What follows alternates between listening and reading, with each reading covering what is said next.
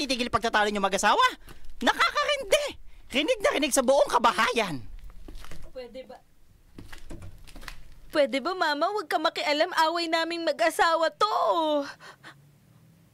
Aba, sumasagot ka na, Joyce, ha? Wala kang respeto? Ano, ha? Ano? Ang tagal kong tiniis ang pagmamaltrato nyo sa akin. Hindi nyo ako maituring na kapamilya nyo. Joyce, tumigil ka na. Ang gusto ko lang naman, Ken, magkaroon tayo ng maayos na pamilya na hindi pinapakialaman. Ayaw bang gusto mo? Sumagot ka, Joyce, ha?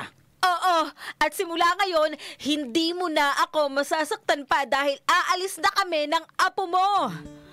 Mama, pigilan mo si Joyce, na umalis dito sa bahay. Isa ka pang mamas boy ka. Sige!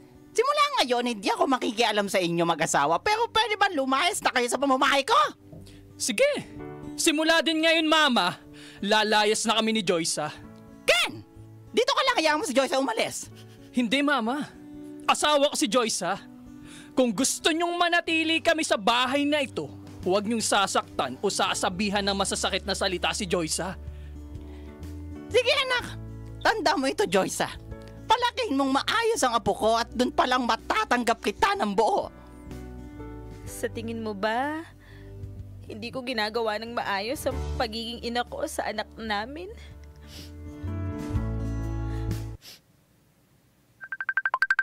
Sino yung tumatawag sa'yo?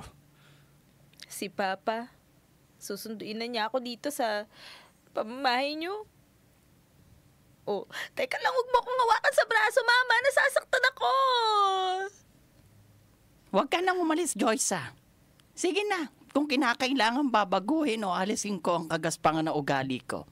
Para maging maayos lahat ng problema dito, patawarin mo ako, Joyce, Patawarin mo rin ako, Joyce, Kung pakiramdam mo na naging sunod-sunuran ako o naging mamas boy. Kaya, Joyce, please, patawarin mo na ako. Idol Aura, sa ganoong paraan kami nagtapos at nagkaayos ni Bianan.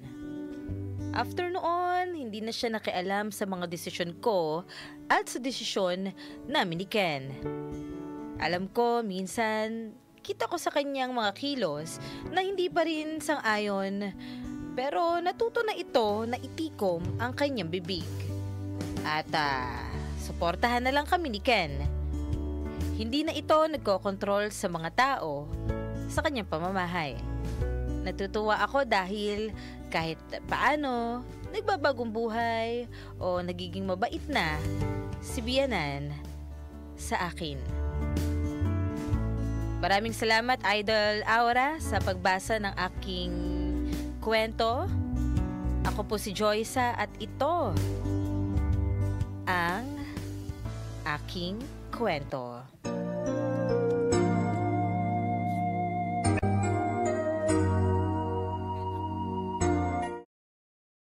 IFM Live Drama. Ang drama live na.